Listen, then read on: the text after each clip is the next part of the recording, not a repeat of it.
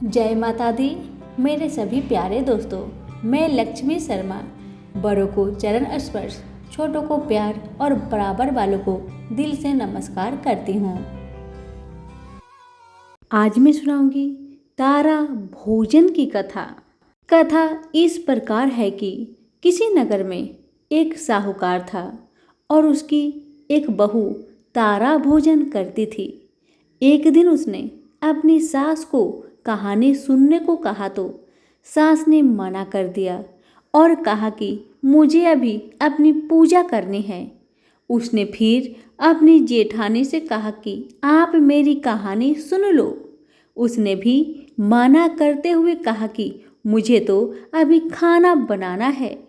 उसने फिर अपनी देवरानी से कहानी सुनने को कहा तो उसने भी बहाना बना दिया कि बच्चों को देखना है। उसने फिर अपनी ननद को कहानी सुनने के लिए कहा तो उसने भी मना कर दिया कि मेरे ससुराल से मेरा बुलावा आ गया है और मुझे जाने की तैयारी करनी है। वह राजा के पास भी गई कि मेरी कहानी आप सुन लो तो राजा ने कहा मुझे तो व्यापार देखना है, कहानी का समय नहीं है। उसकी यह मनोदशा देखकर भगवान उसके लिए स्वर्ग से विमान भेजते हैं। स्वर्ग से विमान आया देख उसकी सास भी भागकर जाने के लिए आती है, लेकिन बहू मना कर देती है कि आपको तो पूजा करनी है। फिर जेठानी आती है, तब वह कहती है कि आप कैसे चलोगी, आपको तो खाना बनाना है। देवरानी आती है तो उसको भी वह मना कर देती है कि तुम अपने बच्चों का ख्याल रखो। ननद आती है तो वह कहती है कि तुम्हें तो ससुराल जाने की तैयारी करनी है, सो तुम वह करो।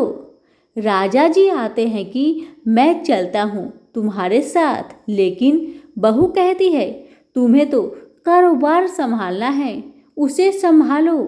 आखिर में पड़ोसन आती है और कहती है कि बहन मैं तुम्हारे साथ चलूं। तब बहू कहती है हाँ तुम मेरे साथ चलो, क्योंकि एक तुम ही हो जिसने कार्तिक के पूरे माह मेरी कहानी सुनी है।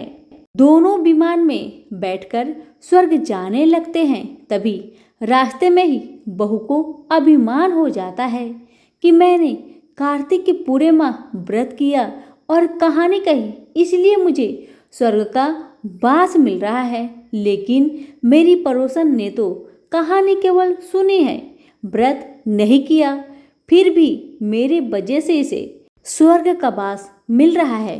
बहू यह विचार मन में सोचते जा रही थी कि अचानक भगवान ने वहीं से उसे विमान से नीचे फेंक दिया। उसने पूछा कि भगवान मेरा अपराध तो बता दीजिए कि आपने ऐसा क्यों किया। भगवान बोले तुझे अभिमान हो गया है, इसलिए तू यही धरती पर रह। अब तू आने वाले 3 साल तक तारा भोजन व्रत करेगी, तभी तुझे स्वर्ग की प्राप्ति होगी। सभी प्रेम से बोलिए कार्तिक के भगवान की जय हो। कथा पसंद आने पर लाइक शेयर जरूर करें। धन्यवाद।